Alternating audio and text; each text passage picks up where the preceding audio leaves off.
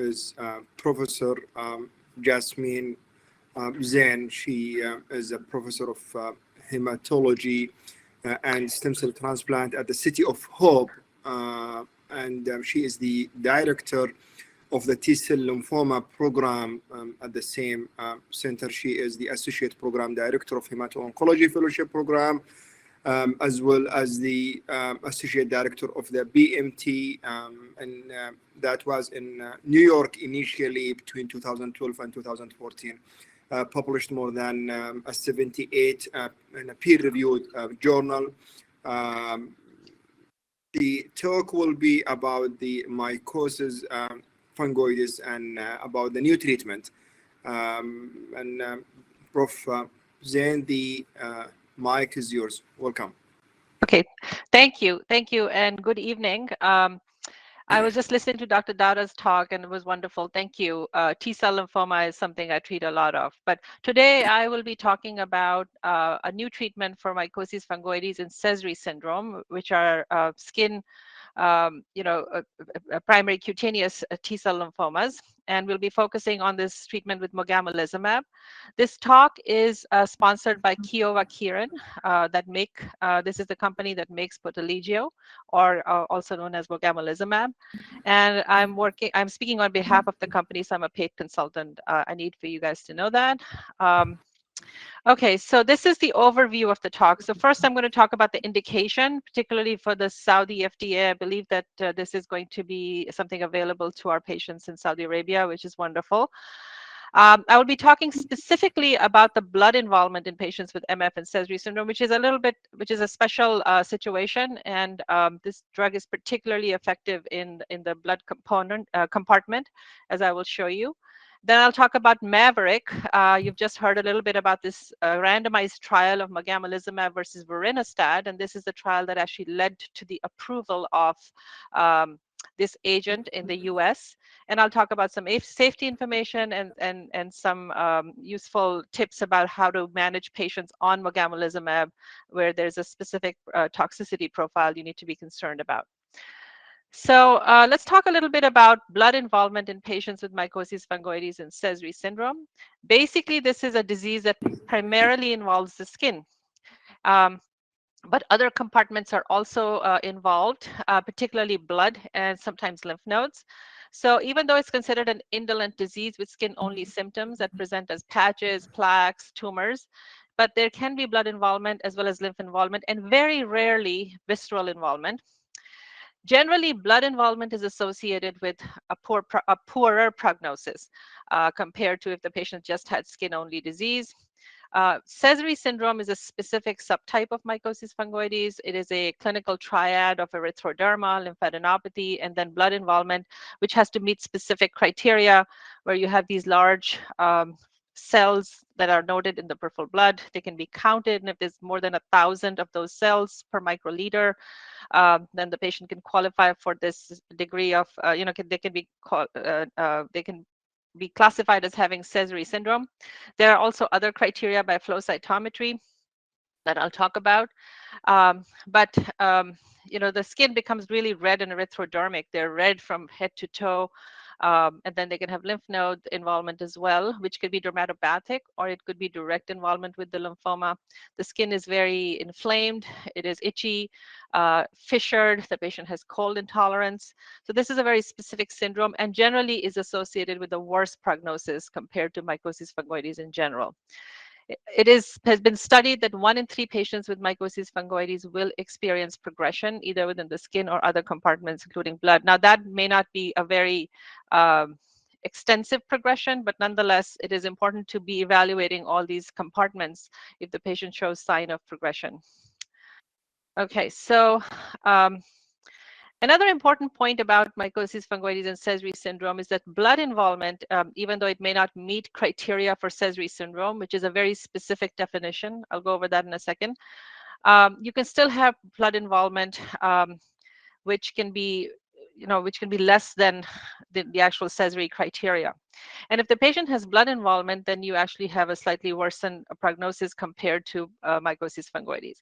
So how exactly do you define Sezary syndrome or Sezary count that is that is considered to be B2. This is blood involvement based on the TNM classification. So if the patient has B2 blood involvement, then they have Sezary syndrome usually. There has to be more than 1,000 of these Sezary cells by microscopy per microliter, or if you do flow cytometry, the cells are usually CD4 positive, CD7 negative, or CD26 negative, and they have to be more than 30% of the total lymphocyte population. The CD4 CD8 ratio has to be reversed. B0 is defined as having less than 5% of Sezary cells, and it's on the slide. Or you can have less than 15% of these abnormal cells by flow. You can have, and by actual measurement, that have to be less than 250. And B1 is between B0 and B2. So it's sort of left a little bit looser. But if you look at the left survival curve here, median overall survival, this came from a large study of over 1,500 patients with Mycosis fungoides. Any blood involvement, B0 or B1, actually B0 compared to B1 or B2 had an improved progression-free survival and overall survival. And this was statistically significant. If you had, this is another study on the right side, this came from MD Anderson. These were about 1,200 patients. And in this patient, again, in this chart again, you can see that the median overall survival of B0 patients was actually statistically significantly better than if patients had B2 involvement, which is Sezary syndrome by definition, and then B1 was not really studied in this. So it is very clear that if the patient has blood involvement, their prognosis is poor. And even in early stage disease, stage 1 or 2, you can have some degree of blood involvement. Now, it may not meet criteria for B2, but it is important to look for it by flow cytometry and clonal studies as well. Moving on. Now, coming to CCR4. Now, mogamulizumab directly targets CCR4. It is a defucosylated antibody that targets CCR4 and has a very strong antibody-dependent cellular cytotoxicity, or also called ADCC effect. And CCR4 is highly expressed on the surface of malignant T cells, especially in patients with MF and Sezary syndrome, in all stages of the disease, regardless of the level of skin and blood involvement. Hence, poteligeo or mogamulizumab is a reasonable drug to study in these patients, and that's one of the reasons it was evaluated. In the MAVERICK study, the initial inclusion criteria did not require positivity for CCR4, but there were 75% of the patients who were tested for CCR4 as part of the, one part of the research studies done during the trial. And almost 100% of them had CCR4 expression on their malignant T cells, and 96% of them had more than 10% of CCR4 expression on their T cell lymphocytes, malignant T lymphocytes. So it is highly expressed, and hence poteligeo, which is actually a non-chemotherapeutic agent and considered a biologic agent, is a good therapeutic option for these patients. It works by targeting CCR4 and causing ADCC, and that's sort of an immune response and cellular cytotoxicity. So moving on to the next slide. So here, these are the NCCN guidelines. In the US, we use these for, sorry about that. In the US, we use these for determining treatment. Based on these NCCN guidelines, mogamulizumab is indicated as a class 1 indication for patients with Mycosis fungoides, particularly if they have blood involvement, whether it's low, intermediate, or high burden, and it's a category A indication based on this randomized trial that I'm going to talk about. So this is really an excellent treatment option for these patients. This is when we talk about treating Mycosis fungoides and Sezary syndrome. You've just learned, you've just heard this excellent lecture on different treatment options for peripheral T-cell lymphoma. If you talk about cutaneous T-cell lymphoma, the list is even longer. However, Mycosis fungoides and even Sezary syndrome is considered to be relatively more indolent compared to systemic T-cell lymphomas. Therefore, you have to think about treatments that will help the patient, but you want to minimize side effects because they will need treatment for a very long period of time. So as per NCCN guidelines, the goals of therapy for MF and Sezary syndrome should be individualized, but should include minimizing the risk of disease progression. Of course, you want to do that, and attaining symptom control. But you want to minimize side effect and adverse events, including, the time the patient needs to spend getting these treatments, because these treatments are needed for a long period of time, and most of them do not result in a curative they don't cure the patient. You can only control the disease. So you really want to think about agents that have little toxicity or less toxicity, especially cumulative toxicity. The only thing that's considered curative for cutaneous lymphomas is possibly an allogeneic stem cell transplant, but as you all know, that um, is not always an option for most patients, and also comes at a big cost of graft versus host disease, chronic immunosuppression, and there are still relapses after that. So that's a last resort type of thing, but other than that, most patients, we need to be able to control their disease with less toxic options.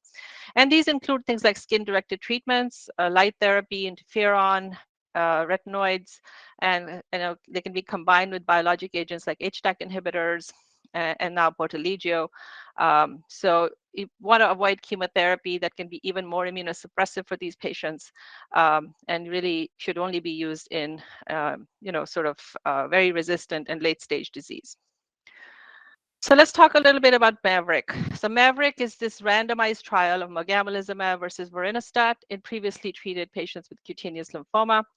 It was a large multinational randomized phase 3 study. It actually was the largest, because it's been very difficult to do these larger studies in rare diseases like Mycosis fungoides, but this happens to be one of the largest ones. And a lot of centers participated. This is the study schema. Patients with Mycosis fungoides, stage 2B and above, were randomized 1-to-1 to either receive Poteligeo at a dose of 1 milligram per kilogram weekly for 4 weeks, followed by every 2 weeks till disease progression, or until you had unacceptable toxicity. Or they could get vorinostat orally at 400 milligrams once a day, again with the same, continue till either you had disease progression, in which case the vorinostat arm patients could be, could start receiving, could be swapped over to the Poteligeo arm. And the primary endpoint was progression-free survival. And both patients with MF and Sezary syndrome were included. CCR4 positivity was not required to be enrolled in the study. The patients could be enrolled without having their CCR4 levels checked. Now, this is, again, sort of the breakdown of the patients. 372 patients were enrolled, equally divided in both arms. There was stage 1B and above was the requirement. As you can see the breakdown, most of the patients were stage 1B to 2A, which is the more common presentation of the disease. But there were patients, including the 52% of the patients also had stage 4 disease. Median age was 64. 58% were male. The racial breakdown is given here. 70% white, some African Americans, Asians, and other nationalities. And they had a prior of a median of 3 prior therapies. If you look at the breakdown between MF and Sezary syndrome, 56% had MF and 44% had Sezary syndrome, and the blood classification B0, B1, and B2 is listed on the slide. As I had mentioned before, it depends on the actual number of abnormal cells in the blood, B2 being the Sezary syndrome definition, and B0 having sort of correlating with having no or minimal blood involvement. There's B0A and B depending on if there's a clone present or not, and then B1 is in between. The exclusion criteria, it is important to remember that large cell transformation was not a study entry criteria. So patients with large cell transformation were excluded from the study, and hence they're also excluded from the indication. Generally, patients with large cell transformation of MF, it's not recommended be treated with mogamulizumab. Active autoimmune diseases, CNS metastases, and active infections were also that required treatment were also exclusion criteria. And other medical conditions that required systemic corticosteroids or immunosuppressive therapies were also an exclusion criteria. Okay. Let me move on to the actual outcomes. So here is the primary endpoint. This is progression-free survival, which was a primary endpoint. And these patients were followed up to 36 months, and the median time of follow-up was 17 months. And with this degree of follow-up, the median progression-free survival with poteligeo was 7.7 months, and with vorinostat was 3.1 months. Remember that patients could be crossed over to the poteligeo arm on vorinostat if they progressed. So there was a 47% reduction. 47% improvement in progression-free survival with poteligeo versus vorinostat, which was statistically significant, and it more than doubled it. Then we go to the progression-free survival by blood classification. So if you looked at the degree of blood involvement, B0, B1, and B2, certainly patients with the B2 seemed to have the greater progression-free survival across all blood compared to other compartments. So patients with a higher degree of blood involvement, B2, seemed to have the best outcomes and had the greatest progression-free survival. But this effect was seen in all classifications of blood involvement as compared to vorinostat. The poteligeo is in turquoise, and then the vorinostat outcomes are shown in gray. So again, for every stage of blood involvement, the progression-free survival improvement was seen all across. So this is an important point when you're picking therapies for cutaneous lymphomas. This is a secondary endpoint of overall response rate and duration of response. So overall response rate with poteligeo was 28% versus 5% with vorinostat. So it was more than 5 times greater. And an important point is that the overall response rate was defined very stringently. The patient in this study, the patient had to show at least a 50% improvement in their skin scores measured by mSWAT, plus plus or minus with another 50% improvement in one of the other blood compartments, either blood or lymph nodes, without progression in any other site, in any other blood compartment. So this was stringently defined, and they had to show improvement at 2 time points to be defined as having a response. So this was a pretty stringent definition of response. In addition, response assessment was done after cycle 1, which is 4 weeks, and then after every 2 cycles, and after 1 year of therapy, it was after every 16 weeks, I believe. It's listed down here. So the assessment was pretty stringent.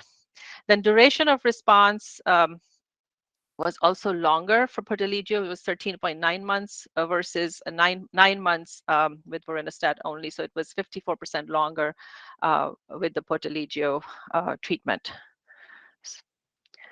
Overall response rate by blood classification. So this was also a post hoc analysis of investigator assessed overall response rate based on blood classification. So compared to vorinostat, and again, in each degree of blood classification, the response rates were higher for poteligeo versus vorinostat, again, indicating that this works really well in patients who have blood compartment involvement. And certainly all outcomes were better compared to vorinostat. Then when you look at responses in blood, so this is an important study, another important point here. Response in blood, this was again requiring at least a 50% reduction in the blood burden of the disease. It was higher with poteligeo versus vorinostat, 67% versus 18%, and again 3 times difference. And duration of continued blood response was 25.5 months. And so it was much higher than poteligeo, and it was not reached in the vorinostat arm because the response rates were really low. This was time to next treatment. Again, it was significantly longer with mogamulizumab versus vorinostat. It was, it was 11 months versus 3.5 months in the total population. And when stratified by patient blood classification, the time to next treatment was higher with mogamulizumab versus vorinostat across all blood classes, B0, B1, and B2. And these were all statistically significant.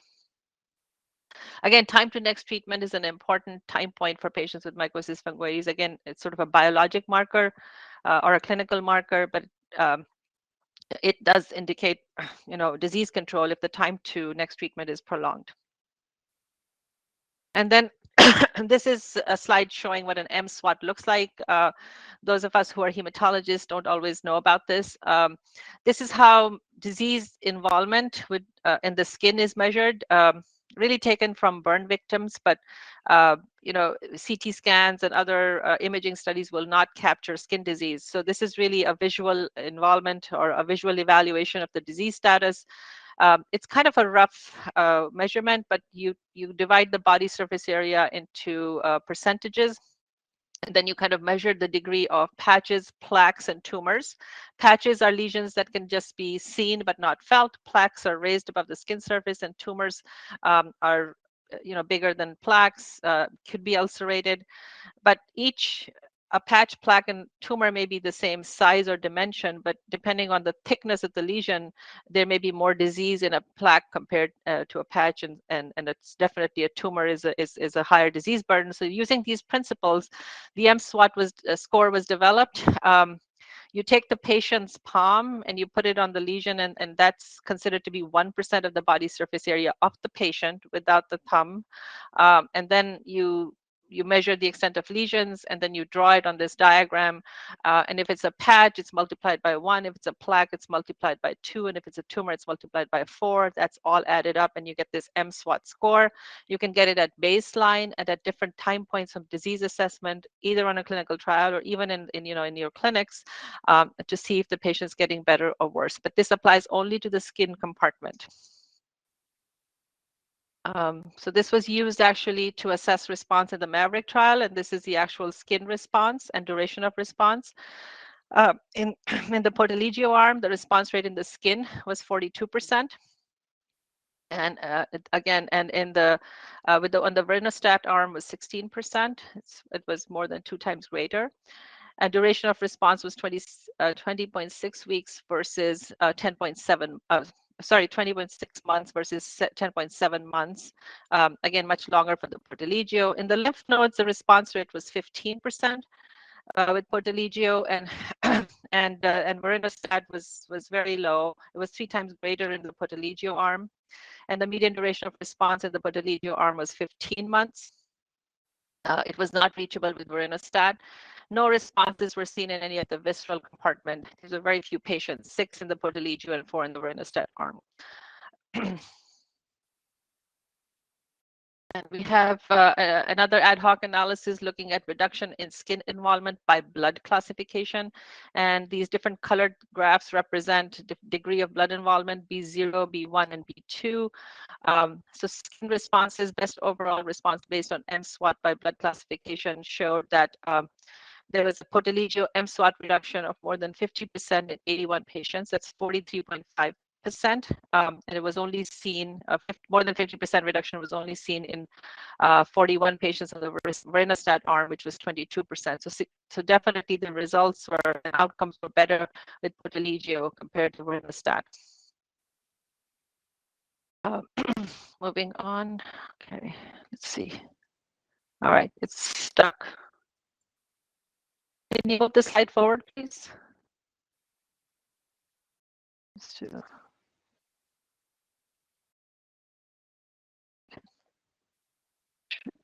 Crap. Hello? Okay. Okay, so here is another graph showing the median time to respond by each compartment. So in the blood, the responses are seen the fastest. The median is 1.1 months. So within the first cycle, you should start to see an improvement in their blood counts. The skin takes about 3 months to respond, anywhere from 1.9 to 4.7 months. And again, sorry, I think the connection. And the longest time to respond is with lymph nodes in the lymph node compartment. Hello? Okay. Lymph nodes will take the longest to respond. Median time to respond in the blood is about 1 month and 3 months in the skin. So it's important to remember that. So it's pretty quickly that you actually see the responses. Here are selected adverse events seen in more than 10% of patients. So if you look at the side effects from Poteligeo versus oral vorinostat, so the thing that really jumps out is the degree of skin rash and drug eruptions. It's about 35% and 24% in the Poteligeo arm, and 11% and less than 1% in the vorinostat arm. So significantly higher degree of, or a higher incidence of skin rashes. And I'll talk about that in a second. Infusion reactions, obviously, you will only see with IV treatment. So that's about a third of patients. Only about 2% actually had grade 3 or above, and none were seen in an oral vorinostat. Then there were a smattering of side effects like upper respiratory tract infections. Skin infections were seen in 19% of patients with Poteligeo, not a lot of grade 3, and about 13% in vorinostat. Remember, these patients are prone to skin infections to start with. Some musculoskeletal discomfort. Fevers were seen in 17% of Poteligeo, usually at the time of infusions, 7% in vorinostat arm, and mucositis was seen in 12%, but very little grade 3 or above, and no grade 3 events of mucositis in vorinostat, but still in about 6% of patients, there was some degree of mucositis. The patients have now been followed on this trial up to 5 years, and there's been no cumulative safety issues with exposure. There's no increase in the rates of drug eruption or infusion reactions from primary analysis, and no new safety or autoimmune concerns have emerged with higher exposure. About 48% of the patients were treated for more than 6 months, and a quarter of the patients, 23%, were treated for more than 12 months. Infusion reactions were seen in about a third of the patients. It's pretty common in any antibody type of treatment. 2% were grade 3 or above, and most of them occurred during the first infusion. So it is recommended that before administering the first dose, the patients receive diphenhydramine and acetaminophen, so sort of as a prophylaxis. And if there's no further reactions, most patients don't require any subsequent pre-medication. You may need to adjust the dose if the reactions are severe, but that happens very rarely. Skin rashes are an important problem. You can see skin rashes as a result of mogamulizumab treatment. This is not actual disease, but they can look like disease. They can be maculopapular rashes, lichenoid skin rashes, mobiliform rashes, plaques, pustular eruptions like folliculitis sometimes. These are all drug reactions that can happen a few weeks after the treatment is initiated. In my experience, is usually after 2 to 3 cycles, and usually after the patient has shown response. So it becomes very difficult to really understand what's going on, whether you should stop the drug or you should continue. So it is very important to get a skin biopsy to make a differentiation between disease and whether this is a reactive, lymphoid infiltrate. And that's easily done on a skin biopsy. So the question is, what do you do if you have a skin reaction? Should you stop treatment or should you continue? So if it's a mild transient reaction, the patient gets a little rash after the infusion and then it goes away, that's grade 1, just consider topical steroids. Grade 2 and 3 can be a little bit more severe. The rash persists, may require treatment with antihistamines and narcotic. It may be an itchy rash, so you may need to do some supportive measures. So you can temporarily interrupt the treatment and allow the rash to become less than grade 1. You can use some topical steroids, and then you can resume the Poteligeo. And it is recommended that if the rash can be proven to be due to Poteligeo and it's resolved, that it can be resumed. And even in the Maverick trial, a lot of the patients actually had resumption of their therapy. However, it's prolonged, and if there is the patient needs to be hospitalized or there's some clinical sequelae, then you may have to hold the drug for much longer, but that would be a grade 3 reaction and may even require systemic steroids. If it's life-threatening, like Steven Johnson's or toxic epidermal necrolysis, then you should probably permanently stop the drug, but that's, again, very, very rare. So the important thing to remember is to get a skin biopsy if you see a rash that's worsening on mogamulizumab. So the dosing is 1 milligram per kilogram, easy to remember, once a week for 4 weeks. That's cycle 1. And then immediately after that, you start cycle 2, which is then every 2 weeks. So I tell patients you're going to get 5 weekly injections, and after that, it'll be every 2 weeks. If the schedule is missed by more than 2 days, you can administer the missed dose as soon as possible. But if it's, if you miss more than 2 days, then just go to the weekly, go to the next weekly dose. And that usually works out. The important thing to remember here is that it's a very safe drug. You do not have to adjust the drug dosing by age, kidney or liver disease, whether it's MF or SS. You don't have to check for CCR4 expression. It's usually very well tolerated, even in older patients with poor performance status. Obviously, no change needed for sex or ethnicity. Again, age is always, we see a lot of elderly patients. This is very well tolerated in the older population. And in Maverick, about 51% of the patients were over the age of 65. So it's important to know that, it's safe for older patients as well. So again, in summary, there is Poteligeo or mogamulizumab has demonstrated significant and durable responses in blood compartment of treated patients compared to vorinostat. 372 patients were randomized to the two arms. Overall response rate was 28% greater compared to vorinostat.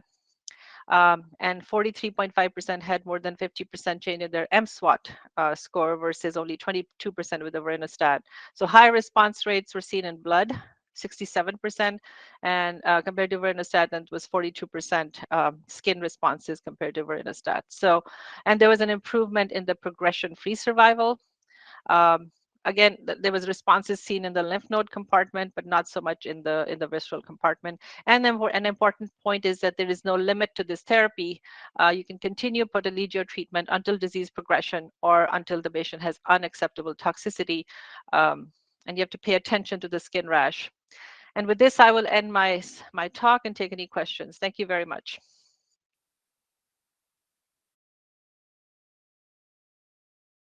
Okay, thank you so much for this excellent presentation. We'll see if we have any questions from the people into the chat. Yeah, I think we have one question from one of the attendees. Sure. Do you consider the combination of a chemotherapy and other treatments, especially targeted therapy, in your center for the MF or Sezary syndrome? So a combination chemo versus other maybe targeted agents. Where do you, is that So, part of you mean your... like a combination chemo versus targeted agents? So, I try to avoid chemotherapy as much as possible, except Doxil, which is a single agent chemo. Doxil is, I find it's very effective for, because it gets excreted in the skin, skin as well. It's very helpful for patients with transformed disease at a low dose, maybe 20 or 30 milligrams per square meter every 3 weeks. But I do not do combination chemotherapy unless I'm contemplating transplant, and unless they have severe disease that's transformed. I almost never use it for Sezary syndrome. So we really try to use a lot of combination therapy with targeted agents, a lot of romidepsin. You can combine it with bexarotene. You can combine it with Revlimid. Now with duvelisib. So I use a lot of these combinations rather than chemotherapy. Okay, perfect. I will go back to maybe the mogamulizumab associated skin rash, and Sure. that was very well covered. Do you consider that as a predictive marker of response when the patient develop this skin rash?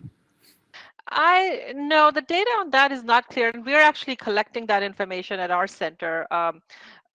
There is the rash seems to, in my experience, seems to happen. Again, this is maybe a little bit different than what what's in the package insert. I see it after about 3 cycles or so, and I have been able to actually stop the drug and the rash goes away, and I've not needed to treat the patients after that. But at that time, when the rash develops, the skin has already cleared, so it's hard to say if it's predictive or not. It's not like the EGFR associated rashes where it's associated with response. That correlation is not clear at all in this situation, but we're doing some work on that. Good, excellent. I think the second question, the setting of the MOGA within the landscape of management of the mycosis fungoides, do you think that is affected by the prior lines of chemotherapy or the type of chemotherapy? Let us specifically about, for example, the extracorporeal photovaresis, taking maybe the Sezary. Is that going to affect maybe the MOGA? Where do you prefer to put that? Do we have any evidence, or this is maybe still difficult to answer? So right now, if I have a patient I prefer to give them mogamulizumab with Sezary syndrome compared to ECP, because the median time to respond with ECP is about, it's about 2-3 months, and the patient is still itchy and suffering, where the mogamulizumab, I find that they actually start feeling better almost within 1 to 2 weeks. So I prefer mogamulizumab with ECP. Now, we are looking at the combination of mogamulizumab and ECP. And we are thinking that, and that trial is being evaluated at our center. Other people are also looking at it. Now, ECP, as you know, has a slightly different mechanism of action. It's an immune modulating type of therapy. And the idea is that if we combine it with mogamulizumab, we may be able to sort of overcome some of this Treg down regulation that you're seeing with mogamulizumab, and maybe we can see fewer rashes associated with mogamulizumab. So that's one of the reasons where the combination may actually be more helpful than a single modality treatment. But right now, my preference is mogamulizumab. Much stronger evidence that it will work faster in patients as compared to ECP. So. Maybe I will just ask the last question about Sure. those with the Sezary syndrome.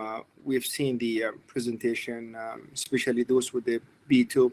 Do you think that's something to do with the tumor burden itself, or is it just with the biology and the efficacy of that's maybe the let us say the pharmacokinetics of the medication going to the blood more than to the skin? I'm just trying to understand, is this something to do with the burden, or was just only with the pharmacodynamics of the MOGA itself? I think I don't know the answer to that, but I think my